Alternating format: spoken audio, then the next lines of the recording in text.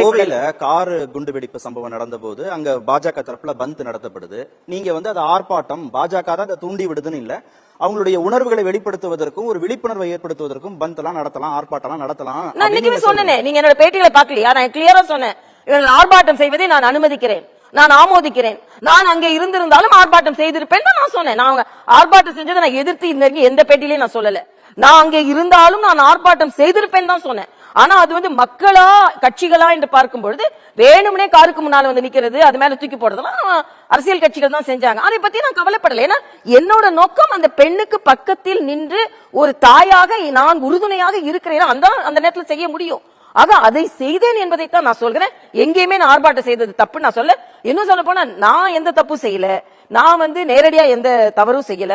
ஆனா ஆளுநர் மாளிகை முற்றுகையிட்டார், நான் அதை பற்றி கவலைப்படல. அவர்கள் உணர்வுகளை வெளிப்படுத்துகிறார்கள், ஜனநாயகத்தில் அதற்கு அனுமதி இருக்கிறது, அதை செய்தார்கள்.